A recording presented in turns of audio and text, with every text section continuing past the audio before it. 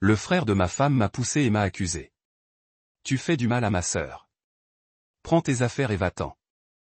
Alors que c'est ma femme qui m'a trompé et m'a accusé d'en être la cause, me faisant passer du statut de victime à celui d'agresseur conjugal. J'ai 33 ans et je suis marié à ma femme de 27 ans depuis presque 3 ans. Avant cela, nous étions ensemble depuis environ 4 ans. Je ne dirais pas que notre relation était parfaite comme un conte de fées. C'était une relation normale comme toutes les autres. Nous avions nos disputes comme dans tous les mariages, mais rien d'incontrôlable, rien de violent, rien de toxique, juste les choses typiques d'un mariage ordinaire. Chaque été, la famille de ma femme organise un grand barbecue chez ses parents. Le jardin est rempli de chaises pliantes, d'enfants qui courent partout, d'une enceinte qui diffuse de la country, d'une ambiance classique, de hamburgers, de bières et de conversations informelles. Cette année, je suis arrivé un peu en retard car je devais travailler le matin. Mais je suis arrivé comme toujours, avec une caisse de bière et un énorme plateau de salade de pâtes que la mère de ma femme adore. Je suis entré, j'ai salué tout le monde et j'ai immédiatement senti que quelque chose clochait. Vous savez, quand on entre dans un endroit et qu'on ressent une étrange atmosphère, comme si tout le monde nous regardait bizarrement. Le frère de ma femme n'a même pas répondu à mon salut. D'habitude, c'est lui qui m'offre une bière en premier et discute de sport, mais cette fois, il m'a simplement regardé comme si je n'étais pas là. Certains de ses cousins m'ont également ignoré. J'ai pensé qu'ils étaient peut-être ivres ou qu'il y avait un problème familial et que l'ambiance était devenue tendue. Alors, je n'y ai pas prêté attention et je suis allé me chercher une assiette. Mais au milieu du barbecue, alors que tout le monde discutait dans la cour, le frère de ma femme s'est approché et m'a bousculé violemment. J'étais sous le choc. J'ai failli laisser tomber l'assiette que je tenais. Il m'a sauté au visage en hurlant qu'il en avait marre de me voir blesser sa sœur et qu'il n'avait pas peur de moi. Je suis resté planté là, à me demander, mais qu'est-ce qui se passe? Tout le monde a commencé à regarder. Certains ont essayé de l'arrêter. Son père l'a attrapé et un oncle s'est interposé pour nous séparer. Je suis resté immobile, les mains en l'air, car je ne voulais pas frapper le frère de ma femme dans le jardin de ses parents. Je ne suis pas stupide. Si je réagissais, je serais le méchant. Même si je n'avais rien déclenché, ça aurait été un scandale. Les enfants en pleurs, la mère de ma femme en hurlement. J'ai juste dit, tu sais quoi? Au diable tout ça. J'ai laissé l'assiette sur la table et je suis parti. Je suis monté dans mon camion et je suis parti. Pourquoi? Que pouvais-je faire d'autre? Rester là à attendre la prochaine dispute. Ma femme n'était même pas encore là, car elle m'avait envoyé un message plus tôt pour me prévenir qu'elle serait en retard. J'ai essayé de demander à son frère ce qui n'allait pas, pourquoi il était comme ça, mais il ne voulait pas parler. J'ai passé la nuit chez mon frère à essayer de comprendre ce qui venait de se passer. J'ai commencé à envoyer des tonnes de messages à ma femme. Elle m'a ignoré pendant des heures. Ce n'est que vers minuit qu'elle a répondu, en pleurant, en sanglotant, en faisant tout ce drame du « pardon ». Je lui ai demandé ce qui se passait. Pourquoi ta famille agit-elle comme si j'avais fait quelque chose? C'est laquelle a tout lâché. Elle m'a trompé il y a 3 mois. Elle a dit que c'était juste une erreur qu'elle ne savait pas comment me dire. Et quand sa famille a commencé à remarquer qu'elle agissait bizarrement, qu'elle prenait ses distances avec moi, qu'elle passait ses nuits chez une amie, ce genre de choses, elle a paniqué. Elle refusait d'admettre qu'elle avait commis une si grave erreur. Alors, elle leur a dit qu'elle avait peur de moi. Elle a dit que j'étais agressif, que j'avais des problèmes de colère et qu'elle ne savait pas comment me quitter. Autrement dit, en plus de me tromper, elle a menti et a laissé toute sa famille penser que j'étais quelqu'un de contrôlant et de manipulateur, comme si je l'effrayais et la piégeais dans leur relation. Je suis rentré chez moi et, à cet instant précis, j'ai fait mes valises. Je ne me suis même pas disputé avec elle. J'ai pris des vêtements, je les ai mis dans un sac à dos et je suis rentré chez mon frère. Je ne voulais pas la voir. Je ne voulais pas entendre d'excuses ni voir des larmes de crocodile. Depuis, elle n'a cessé de m'envoyer des messages, de me poser des questions, de me demander pardon, de nous supplier de parler, de dire qu'elle n'aurait jamais voulu que les choses en arrivent là, de promettre qu'elle arrangerait tout avec sa famille, qu'elle dirait la vérité, que tout s'arrangerait si je revenais. Bien sûr, comme si c'était le seul problème. Tu ne peux pas détruire mon image, me faire passer pour un psychopathe auprès de tes parents, de tes frères, de tes cousins, et ensuite te plaindre des conséquences. Sans parler de l'infidélité, qui est déjà une raison suffisante pour tout rompre. J'ai repensé à tout ça, à mes efforts pour être un bon mari, au temps, à l'énergie, à l'amour que j'ai mis dans ce mariage, et elle a tout gâché parce qu'elle ne pouvait pas garder les jambes croisées et voulait quand même cacher son erreur en me présentant comme un monstre. L'infidélité était déjà une condamnation à mort pour notre mariage. Je sais, mais inventer des mensonges de cette envergure, faire croire à toute sa famille que je suis dangereux juste pour sauver sa peau, c'est grave. Au minimum, ça mérite un divorce. Et honnêtement, je ne sais même pas quoi d'autre. Une partie de moi est encore assise là, abasourdie, essayant de comprendre comment c'est devenu ma réalité. Bref, je ne sais pas exactement ce que je cherche ici. Des conseils, du soutien, peut-être juste quelqu'un pour me dire que je ne suis pas folle de penser que c'est impardonnable, car honnêtement, ça me semble totalement impardonnable. Première mise à jour. Quelques jours ont passé depuis que tout a explosé. Du coup, j'ai pensé que ça valait le coup de faire une mise à jour. Après mon départ et mon installation chez mon frère, je suis passé en mode silencieux avec ma femme. J'avais besoin de respirer et de me remettre les idées en place sans que sa manipulation n'affecte mon jugement. Apparemment, être ignorée ne lui plaisait pas du tout, car il y a 2 nuits, elle est arrivée chez mon frère comme une folle. Il était environ 20 heures. J'étais dans la chambre d'amis, utilisant mon téléphone pour me distraire, quand j'ai entendu la sonnette retentir environ 5 fois de suite. Puis j'ai entendu mon frère m'appeler pour me dire que ta traîtresse de femme envahissait la maison. Je suis descendu et je l'ai vue, debout sur le porche. Elle hurlait qu'elle avait besoin de me parler, qu'elle avait fait une erreur, qu'elle ne voulait pas me perdre. Ce genre de discours qu'on s'attend à entendre quand quelqu'un est assez ignoble pour tromper et qu'il cherche désespérément à se faire pardonner.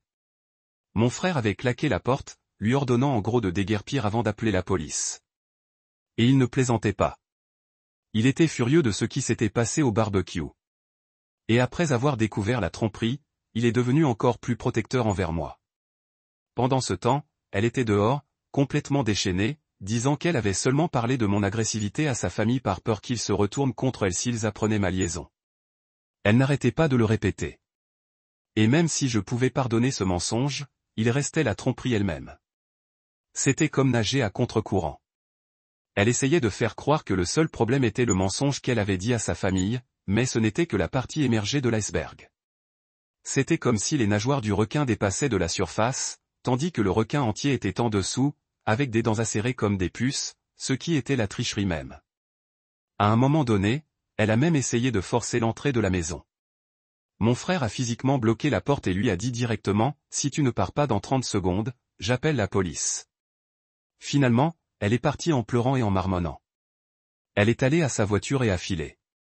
Ça a duré 20 ou 30 minutes, mais j'ai eu l'impression que des heures s'étaient écoulées. Après son départ, j'étais furieux. Comment avait-elle le culot de débarquer là-bas en se faisant passer pour une victime après tout ce qu'elle avait fait? Comme si elle avait encore droit à 5 minutes de mon temps après avoir essayé de détruire ma vie et ma réputation. Et juste au moment où je pensais que le drame était terminé pour ce soir-là, mon téléphone s'est remis à sonner. D'abord, c'était sa mère. Apparemment, il connaissait déjà la vérité, mais elle essayait de la défendre, même son frère. Oui, la même personne qui m'a bousculé au barbecue m'a appelé en disant qu'il s'était trompé à mon sujet, mais que je devrais essayer de lui parler et d'arranger les choses. Je ne sais même pas s'ils sont au courant de la tromperie ou s'ils la défendent simplement parce qu'elle fait partie de la famille. Vous savez quoi? Je me fiche complètement de ce que pense sa famille. La mienne est de mon côté, et c'est tout ce qui compte. Ce n'est pas comme si j'allais passer du temps avec sa famille après le divorce. Le lendemain matin, après tous ces messages et appels, j'ai contacté un avocat spécialisé en divorce. Et ce n'était pas seulement pour dissiper des doutes, j'ai pris rendez-vous pour un vrai rendez-vous. Je veux officialiser la situation. Pas de pause, pas de réflexion, pas de thérapie de couple pour essayer de me faire porter le chapeau. Assez de ces bêtises. Je vais demander le divorce et en finir une bonne fois pour toutes avec cette traîtresse. Peut-être qu'il y aura aussi un procès, car elle a répété à beaucoup de gens que j'étais un agresseur. J'ai passé des années avec cette femme et c'est ainsi qu'elle me le rend. Ce n'était pas suffisant de me tromper. Elle a aussi essayé de détruire ma réputation. Eh bien, elle s'est trompée d'homme, tout comme j'ai épousé la mauvaise femme. Mais je ne vais pas le laisser faire. Je ne vais pas abandonner. L'avocat est déjà engagé. Les papiers du divorce sont déjà en préparation. Bon, pas vraiment pour l'instant, mais vous comprenez. Je ne réponds plus à ses appels. Je ne lis plus ses messages. Pour moi, c'est déjà mon ex. Et vous savez quoi? C'est génial. C'est libérateur. Deuxième mise à jour. Quelques jours après avoir publié ma dernière mise à jour, j'étais encore chez mon frère, en train de réfléchir à la suite, notamment à la gestion du divorce, quand j'ai reçu un message inattendu de quelqu'un que je connaissais à peine, une collègue de ma femme que j'appellerai Mars. Je n'ai jamais été très proche de Mars. Je ne la connaissais que de vue, d'une soirée au bout du fil, et rien de plus. Alors, quand elle m'a envoyé un message, j'ai commencé à me méfier. J'ai cru que c'était un piège pour me faire passer pour le méchant, mais non. Mars s'est avéré être l'acteur le plus précieux de cette histoire. Elle a dit se sentir extrêmement coupable, car elle savait ce qui se passait et pensait que je méritais de connaître la vérité. Apparemment, l'homme avec qui ma femme m'a trompé, un collègue, n'était pas une simple erreur d'un soir comme elle a essayé de me le faire croire en m'avouant la liaison. Ils se fréquentaient depuis des mois. Mars m'a dit que tout le monde au travail était au courant. Elle a dit que ce type, appelons-le Randall, parce que, bien sûr, il fallait bien que ce soit un nom comme ça. Il s'est même vanté de la situation lors de la dernière réunion d'entreprise. Il a dit que ma femme était prisonnière d'un mariage contrôlant et qu'il l'aidait à retrouver le bonheur. Mars a également avoué qu'elle faisait ça parce qu'elle avait des problèmes avec ma femme au travail, mais honnêtement, ça ne me dérangeait pas qu'elle le fasse pour son propre intérêt. C'était utile pour moi et pas difficile à croire. Si elle a manipulé sa propre famille pour cacher ses infidélités, je n'imagine même pas ce qu'elle était capable de faire d'autre au travail pour arriver à ses fins. À vrai dire, je ne serais pas surpris qu'il y ait d'autres Mars. Et cette histoire de mariage contrôlant, c'est du pur fantasme. J'avais à peine l'énergie de discuter avec elle, et encore moins de contrôler quelqu'un. Je travaillais toute la journée, payais les factures, lui laissais la liberté de sortir avec ses amis quand elle le voulait. La seule chose que je demandais, c'était du respect et de l'honnêteté. Mais apparemment, c'était déjà trop demandé. C'est là que je suis passé à l'action. Mars m'a envoyé des captures d'écran de messages entre elle et ma femme, où celle-ci parlait avec enthousiasme de sa double vie, se vantant d'avoir tout réussi à me cacher. Elle m'a aussi envoyé des captures d'écran de messages de ce Randall, qui se vantait, disant que c'était facile parce qu'elle disait que son mari, c'est-à-dire moi, ne lui prêtait même pas attention. Quand j'ai reçu ces messages, je ne me suis pas énervé. Au contraire, j'étais calme, concentré, comme si j'avais maintenant une mission. J'ai donc créé un groupe de discussion. J'ai ajouté ses parents, son frère, ses cousins, ses tantes, et même quelques amis de la famille présents au barbecue. Tous ceux qui m'avaient regardé de travers ou traité de lâche ces derniers jours faisaient partie de ce groupe. Et j'ai tout mis au clair.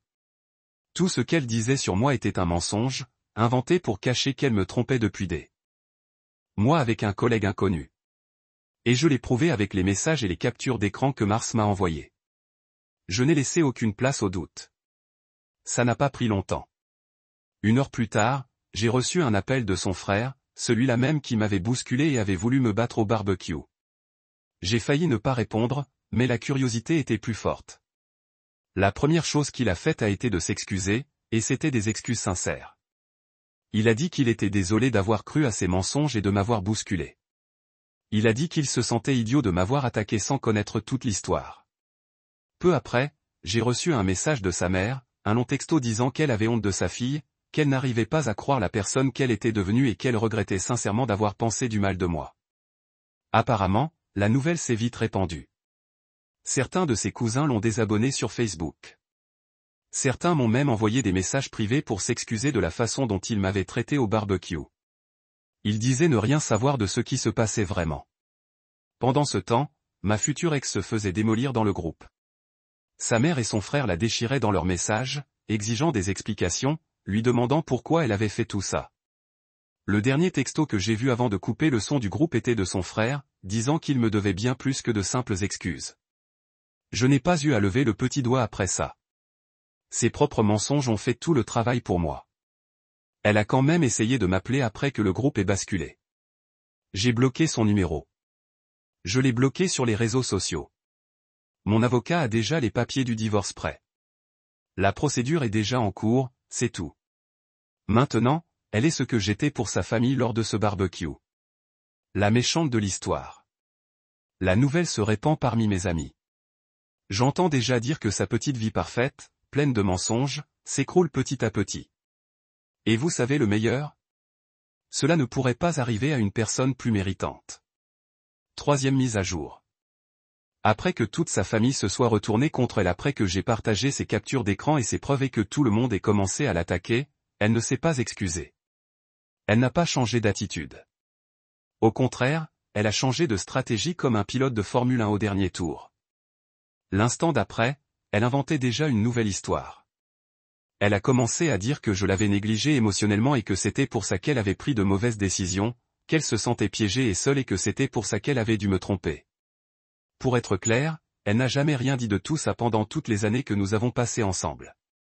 Pas une seule fois. Au début, j'ai pensé que des naïfs croiraient peut-être à cette version. Peut-être des amis qui n'auraient entendu que sa version. Mais non, rien de tout cela n'est arrivé. La vérité, c'est que quand on trompe, on commence à moins nous croire. D'après ce que j'ai entendu, elle a posté quelque chose sur les réseaux sociaux, mais ça ne s'est pas passé comme elle l'espérait. Une de ses anciennes amies a littéralement commenté « Ma belle, tu as menti à propos d'abus. Arrête avec tes bêtises et assume tes actes. » Du pur argent. Je jure que j'aimerais bien imprimer ce commentaire et l'encadrer sur mon mur. Il y a des gens qui accrochent des photos de bateaux ou de chevaux. Moi, j'accrocherais ce commentaire sur mon ex en train de se faire détruire dans les commentaires. Même sa tante, qui était très proche d'elle, m'a envoyé un message inattendu « Tu mérites quelqu'un de mieux. » Désolé pour ce membre de la famille. Elle ne nous représente pas, et nous avons honte qu'elle nous ait représentés. Apparemment, après avoir été pratiquement chassé de chez ses parents, mon ex a tenté de se réfugier chez sa tante. Mais la réponse a été « N'y pense même pas », la tante lui a dit qu'elle devait se remettre en ordre, car personne d'autre ne soutiendrait ses mensonges. Ce n'était pas très différent avec ses parents. Sa mère lui a dit d'avoir honte, qu'elle était gênée, et de ne même pas penser à aller à l'église. Et ce n'est pas comme s'il cachait l'histoire. Tout le monde est déjà au courant. La vérité s'est répandue. Oh, et pour être clair, elle a essayé de me rappeler avec un autre numéro. Je n'ai pas répondu, mais je savais déjà que c'était elle. Puis elle a confirmé par un long texto que nous avions tous les deux fait des erreurs, que les relations étaient compliquées et qu'au fond, elle m'aimait toujours. J'aimerais savoir quelles étaient mes erreurs, mais pour cela, j'aurais dû répondre. Elle a aussi dit que personne n'est parfait et que je ne devais pas faire comme si je l'étais. C'est drôle. Parce que je n'ai jamais dit que je l'étais, mais oublier d'acheter quelque chose au supermarché ou laisser un plat dans l'évier, c'est très différent d'entretenir une liaison secrète pendant des mois. J'ai inclus tout cela dans les papiers du divorce. Mon avocat a également été informé de tout. Il a ajouté des notes sur les fausses accusations de violence, la détresse émotionnelle, tout. Il a dit que cela lui serait utile si elle tentait un stratagème insensé comme demander une pension alimentaire ou essayer de me soutirer de l'argent. J'ai aussi entendu dire par des connaissances que sa situation au travail n'est pas bonne du tout. Il y a beaucoup de choses qui clochent là-bas et Mars en profite. Le service des ressources humaines a découvert qu'elle avait une liaison avec un collègue qui, soit dit en passant, est également marié, parce que, bien sûr, pourquoi ne pas ajouter une couche de pourriture à ce gâteau? Elle fait maintenant l'objet d'une enquête. Je ne sais pas s'ils vont la licencier, mais j'ai entendu dire qu'elle est en période d'observation. Et comme toujours, elle est allée se plaindre en ligne, affirmant que l'environnement de travail est toxique et qu'il l'attaque parce qu'elle est une femme. Non, ma chère. Il vous attaque parce que vous ne pouvez pas garder vos jambes ou votre. Le divorce est clos. Pendant ce temps, je suis là, calme, en train de finaliser le divorce, concentré sur mon travail. Je veux juste que ma vie reprenne son cours normal après ces semaines mouvementées. De temps à autre, je reçois des nouvelles de tiers sur son état. Et oui, je sais que c'est un peu vengeur, mais je ne vais pas faire semblant de ne pas ressentir un certain plaisir à voir la vérité éclater. La prochaine mise à jour concernera probablement la finalisation du divorce. Et, écoutez, je suis même optimiste quant à une résolution rapide. Mise à jour numéro 4. Le divorce a été finalisé il y a quelques jours, bien plus vite que mon optimisme ne l'aurait imaginé. Mais c'est logique. Nous n'avions pas d'enfants, pas de prêt immobilier commun, rien ne me liait à elle à long terme. Le seul point commun était le bail de l'appartement, qui était à mon nom uniquement, donc j'ai réussi à le conserver sans même avoir à me disputer. Pendant la médiation, elle a essayé d'argumenter qu'elle avait besoin d'argent pour déménager, comme si elle était expulsée ou quelque chose comme ça. Mais mon avocat a écrasé cet argument comme un marteau sur un raisin. Après avoir montré tout ce qu'elle avait fait, son avocat a jeté l'éponge et elle a dit, ça ne vaut pas la peine de se battre pour ça. Elle a quitté le processus avec un visage de femme frappée aux dents. Et dès que j'ai signé les papiers, je suis parti. Elle a quand même essayé d'avoir une dernière conversation avec moi, mais je lui ai dit, je n'ai pas le temps pour ça. Bonne chance dans ta vie. Sa famille lui adresse encore peu la parole, surtout à sa mère. D'après ce qu'on m'a dit, sa mère dit à l'église qu'elle prie pour que sa fille revienne à la raison. Le plus curieux, c'est qu'il ne cache pas l'histoire à l'église. Personne ne prétend le contraire concernant son travail. Non, ils ne l'ont pas licencié directement, mais le karma ne l'a pas laissé s'en tirer à si bon compte. Elle est en observation pendant des mois et un rapport volumineux a été ajouté à son dossier. D'après Mars, elle est devenue une sorte de paria au bureau. Pas de promotion, pas de projets importants, il suffit d'aller travailler, de partir, de faire profil bas et de prier pour ne pas leur donner de raison de se licencier. Elle ne m'a rien dit, mais j'ai l'impression que Mars complote en coulisses. Et le meilleur dans tout ça, c'est que l'homme avec qui elle m'a trompé l'a tout simplement quitté dès que tout a été révélé. D'après ce qu'on m'a dit, il a cessé de lui répondre une semaine après la fuite des messages dans les groupes. Il l'a bloqué sur tout. Au travail, elle ne lui parle que si c'est absolument nécessaire. Aucun soutien. Et bien sûr, il n'a même pas eu le courage de mettre fin à tout ça en face. Aujourd'hui, je suis de retour dans l'appartement. Je l'ai nettoyé de fond en comble. Je me suis débarrassé de tout ce qui sentait son odeur. Nouveaux meubles, nouvelle literie. J'ai même acheté une nouvelle cafetière. Ça peut paraître exagéré, mais pour moi, c'était comme un nouveau départ. J'ai même envisagé de déménager, mais j'aime cet endroit et je ne vais pas la laisser tout gâcher. Et je sais qu'elle n'a jamais fait venir ce type ici, parce que le portier m'aurait parlé de ma carrière. Je vais bien. J'ai travaillé dur pendant des années pour construire quelque chose de solide. Et maintenant que je suis libéré de ces drames, les fruits arrivent. Je prendrai peut-être même des vacances cette année. Honnêtement, je voulais juste me défouler un peu ici. Plus j'y repense, plus ça me paraît pathétique. Pas seulement ce qu'elle a fait, mais le temps que j'ai perdu à essayer de maintenir debout quelque chose qui était déjà mort bien avant que je ne m'en rende compte. Et le plus fou, c'est de penser que si rien n'avait explosé, elle aurait continué à me tromper tous les jours, me regardant dans les yeux de l'autre côté de la table, souriant, me regardant construire une vie avec quelqu'un qui ne pouvait même pas me témoigner un respect élémentaire. Ce n'était pas seulement la tromperie, c'était le mensonge, le gaslighting, l'absence totale de culpabilité jusqu'à ce qu'elle se fasse prendre. Elle se fichait de moi. Elle tenait à ne pas se faire prendre. Je ne vais pas prétendre être parfaite. J'avais mes défauts. On s'est disputé, on a vécu des moments difficiles, mais je ne l'ai jamais mise en insécurité. Je ne l'ai jamais humiliée. Je n'ai jamais tout gâché par ennui ou par manque d'attention. Je suis encore surprise de la facilité avec laquelle elle a tout gâché. Au final, on se révèle. Parfois, c'est nous qui ne voulons pas voir. Je voulais croire qu'elle était meilleure que ça, plus intelligente, assez loyale pour être honnête quand les choses commençaient à se gâter, mais ce n'était pas le cas. Et maintenant, c'est moi qui nettoie le désordre qu'elle a causé pendant qu'elle joue la victime. Mais ce n'est pas grave. Elle peut continuer ce petit théâtre tant qu'elle paie ses dettes. Car une procédure est toujours en cours contre elle. Elle peut jouer les victimes autant qu'elle le souhaite, mais cela ne fonctionne pas très bien pour elle. Mise à jour 5. Je vous apporte une nouvelle, cette fois de Mars, qui s'efforce activement d'apporter un peu plus de karma à mon ex-femme. Rien de tout cela n'est de ma responsabilité. Je ne suis pas impliqué, et je ne dis pas cela pour me couvrir, mais pour ne pas m'attribuer un mérite qui ne m'appartient pas. Pour ma part, j'ai aussi remporté une petite victoire avec la procédure que nous avons engagée contre elle, mais c'est bien moins important comparé à ce qui va suivre. C'est pourquoi je commence par là. Nous avons gagné le procès, qui a pris beaucoup plus de temps que le divorce. Ces choses sont un peu plus compliquées à régler, mais c'est terminé. Le juge a rendu son verdict, et mon ex va payer $2500. Ce n'est pas une question de $2500 en soi, car ce n'est pas une somme énorme, mais pour le plaisir de savoir que quelqu'un qui vous a fait du mal a été contraint de payer pour cela. De plus, $2500 pour quelques heures de l'humiliation lors d'un barbecue, ce n'est même pas grand-chose. Mon travail ne me paie pas autant pour 2 heures de service. Passons maintenant à ce que la véritable joueuse la plus précieuse, Mars, a fait.